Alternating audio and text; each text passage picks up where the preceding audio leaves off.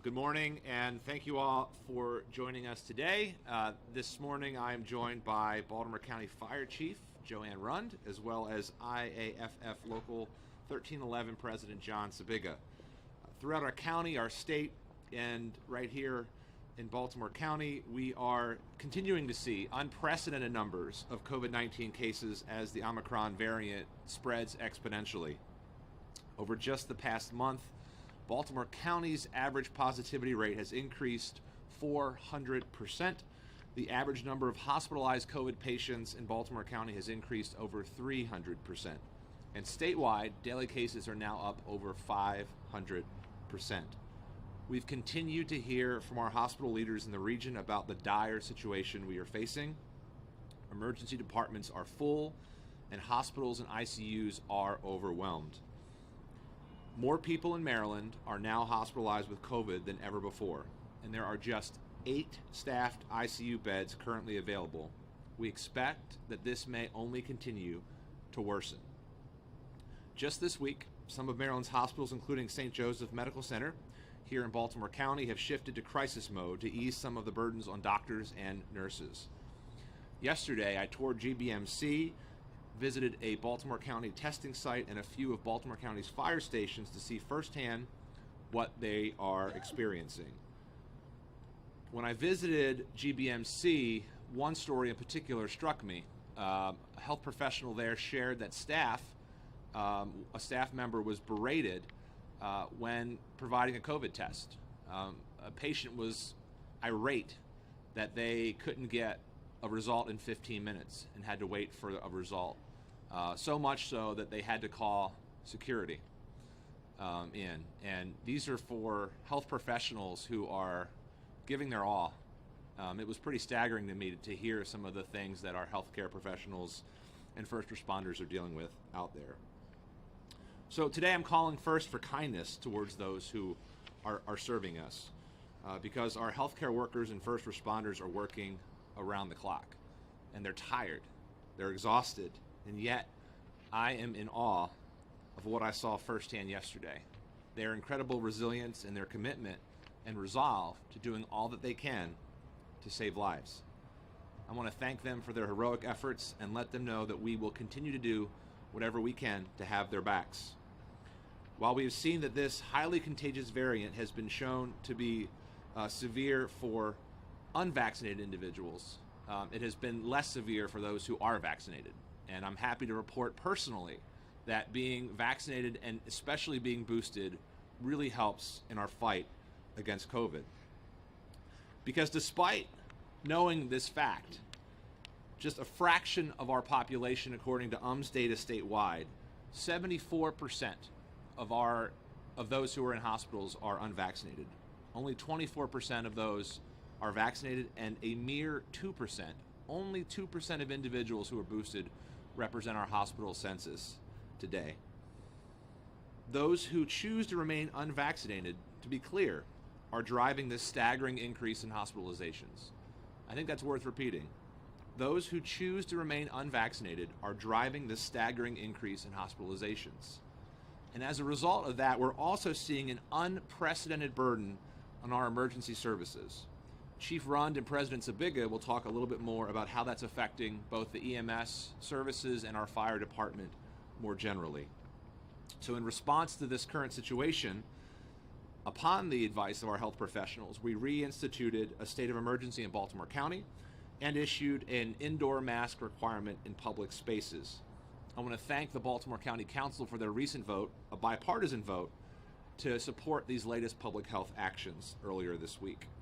Because we need to put aside ideology, put aside party, to do our part and protect our community this winter. As Governor Hogan has said, the next few weeks of this crisis will likely be the most difficult we've experienced throughout. And again, we know the best way to protect ourselves and our loved ones and to fight the spread is to get vaccinated and to get boosted. Over 600,000 residents in Baltimore County are vaccinated. That's roughly 73% of our population. And to those residents, I say thank you. For those who aren't, we have clinics available for all individuals 5 and up. Boosters remain available for residents 16 and over. And following the news from the FDA, we are prepared to expand our efforts for boosters for 12 to 15-year-olds. So again, first and foremost, it's a plea. If you have not been vaccinated, get vaccinated. If you have not been boosted and you're eligible, get boosted. Do it now. Stay out of the hospital. Protect yourself and your family, because this isn't just about you.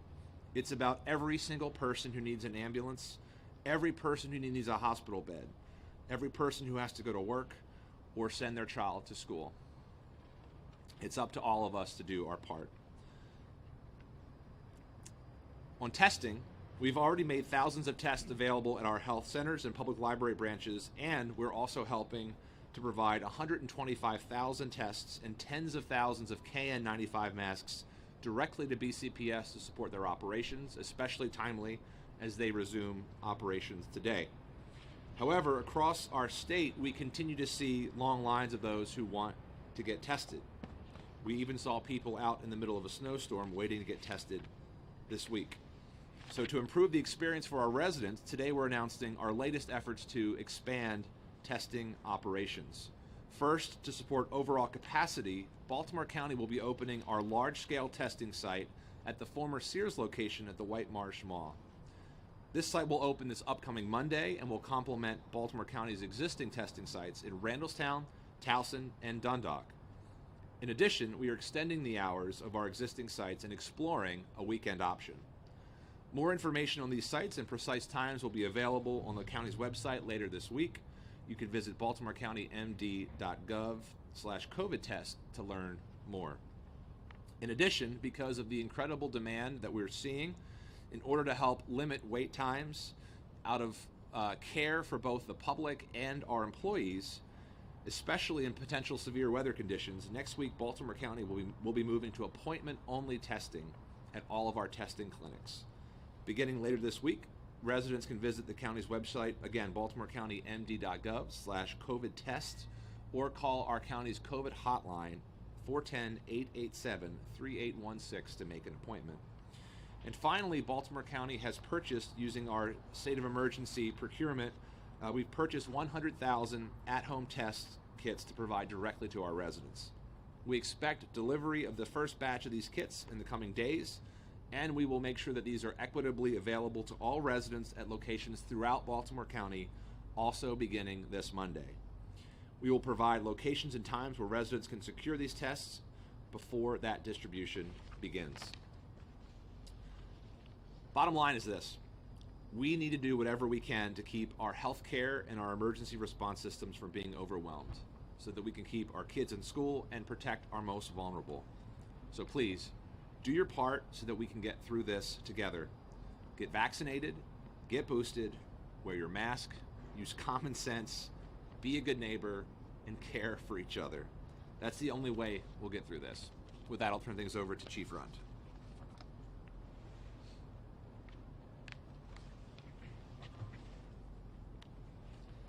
Thank you, Mr. County Executive. I would like to thank our County Executive, along with our Health Department and our other partners, during this unprecedented event. As Chief, your most important resource is your personnel.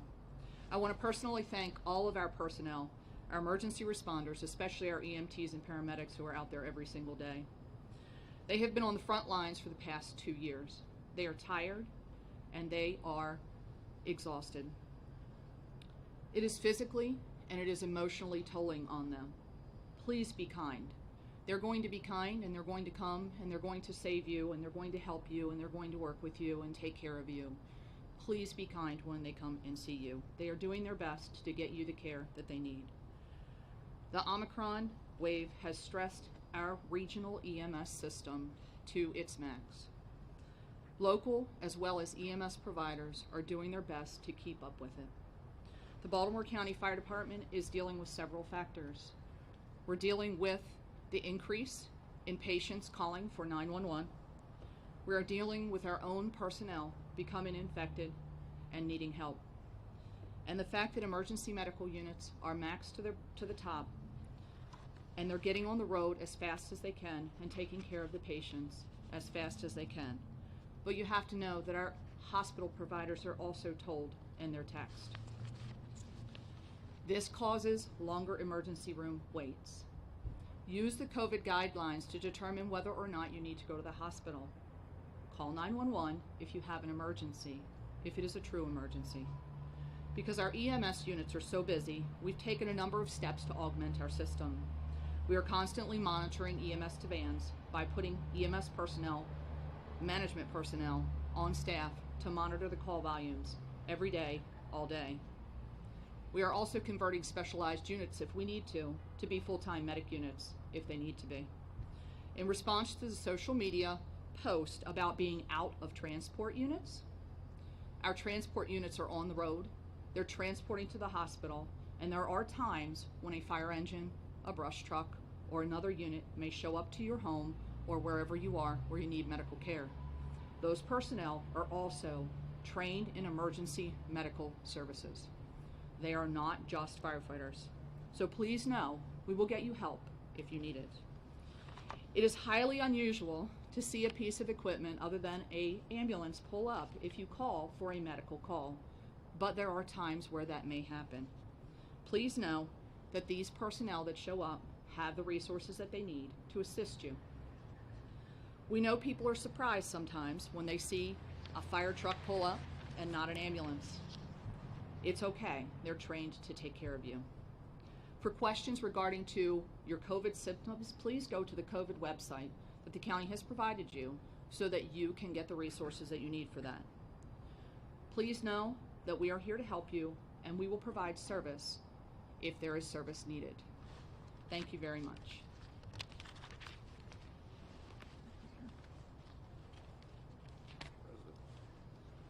And now I'll let you hear from President Sabiga. Good morning. I represent over 1,100 members, EMS, paramedics, and firefighters that have been on the front lines that the County Executive and Chief Rund has spoken about. We thank County Executive as well as Chief Rund and her command staff for being able to upstaff additional units. That funding is critical to keeping those units on the street. Our units are incredibly taxed at this time. We are running at capacity and beyond. Our paramedics, our firefighters, our EMTs are working in excess of 24, 36, and some even 40 hours. It's tough out there. There's an extended wait time in the emergency room. For minor injuries, you may be sitting in an emergency room for 23, 24 hours straight with no end in sight. There is a backlog. There is a critical need for beds throughout the hospital system in Baltimore County. We're fortunate, though, we have a great system in place that is able to handle any additional call volumes. We're fortunate that the men and women that serve every day do this tirelessly and without sometimes extended gratitudes. We're very thankful for the patients that we understand need our help. We understand that there is a distinct need for those folks to be there, and we will be there to handle the call volume as necessary. Thank you. Thank you, Chief. Thank you, President Sabiga. Happy to take any questions before we wrap today. Okay, yeah.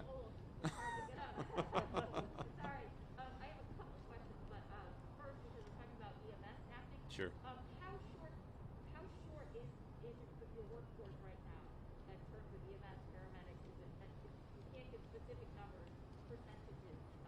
Would you help me? So we have about 10% of our workforce, roughly, that is out right now due to being quarantined or having COVID themselves.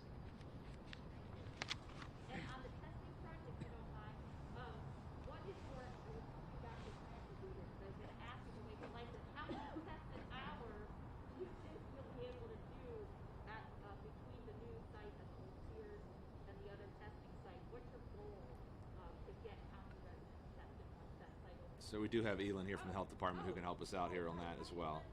Per hour, have you heard that the state's going to stand up one of their new clinics here in the county? So I'm curious about the goal for this testing. We're not sure yet where those sites will be from the state, but we are able to do a throughput time of 4.5 minutes per person for testing. That's how long it takes each individual to be tested. And we have set hours for those testing schedules. So we do that math, and that's how much we're able to do. giving 4.5 minutes per each person. What was the decision in changing it from walk-up to appointment? Is that based on the amount of tests? Is that based on availability? What's the decision? A lot of it really is about the wellness of our staff and the public. What we're seeing is you've got members of the public, some who have respiratory and other illnesses, standing outside in the cold for hours at a time. And that's really not to the benefit of them, nor is it to the benefit of our staff. So in terms of managing lines better, having people have some better consistency, not seeing people have to stand here or anywhere else, wait for an hour or more to be told that we're out of tests, or we have to stop to make sure that the samples get to the lab in time. This is a way to ensure that those who are in fact signed up actually get the testing that they need. It's our hope that in addition to the expanded testing at White Marsh that starts next week, that we'll be pushing out tens of thousands of rapid tests for free to the public, which should also help alleviate some of the burdens that our testing sites are currently experiencing. And to the point that the Chief and President Sabiga mentioned, this is really about telling the public, please don't use our medic units in the hospital EDs for testing. That's not what they're there for. We're going to make sure we expand testing as much as we have to meet the demand. We're going to keep working with Governor Hogan and the state. We're going to welcome whatever support they give. We're going to do our additional resources here. But this is about meeting the testing demand and trying to remind folks that EMS and EMT services in the hospitals are not places for tests. What have been your conversations with the school system in Baltimore County about kids remaining in school? There seems to be a full-throated endorsement from a lot of folks around the region about keeping kids in school and having the tests. What have been your conversations about that for parents who are concerned, who don't want to send their kids to school because they're afraid they're going to get a COVID? Sure. So what I can say is, as a parent of a kindergartner of a BCPS student, as a former BCPS teacher, and in this role, I believe that our kids belong in schools and that we remain fully committed to doing everything that we can to support our school system to remain safe. We have provided over 70,000 KN95 masks. They gave delivery of those to the school system over the weekend, so they had those in advance, well in advance of opening this week. We gave them 1,000 test kits earlier over the weekend as well to test any staff or students who are symptomatic. We believe that once we have our additional shipments, we'll be giving them more of our test kits to get through this week. We've also, again, used our emergency procurement to partner with them. We've procured over 100,000 rapid tests specifically for the school system on top of the test kits that we'll be giving out to the general public. So we are confident that and that's on top of the $19 million we spent under the CARES funding to do things like improve air quality and filtration. We have a lot of filters in our school system from that initial purchase, but we'll continue to do whatever we can partnering with the school system and our teachers and staff. And one final question about staffing for the police department. I know it's about 10% for the fire department. As far as the police department's concerned, what's the percentage of staff that's not working now because of COVID and because of quarantine issues? My guess it's probably going to be pretty similar across most public safety departments. We're experiencing challenges in fire and police and corrections because this is a very contagious disease, and as folks get it, we're asking them to follow the guidance.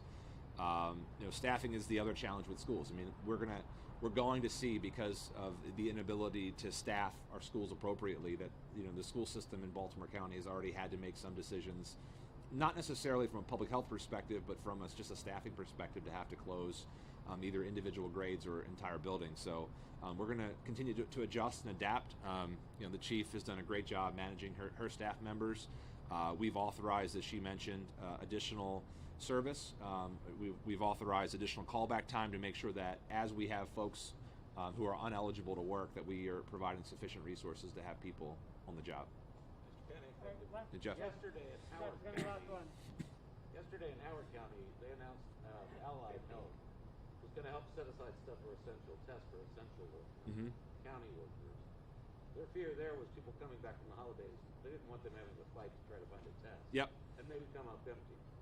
Is there something going on here in Baltimore County that helps those essential workers make sure they can do that? Absolutely. So in addition to using some of the rapid tests that we're going to make available to the public to make available to our employees, we also will be using our test vendor for the testing we're already doing to set up a separate clinic for any employee who wants to have testing. That will be an additional option for county employees so that they don't have to go out and seek additional tests on their own. So we absolutely will be doing that in the days ahead and hope to have that information to our employees soon. All right, thank Great. you all. Thanks, everybody.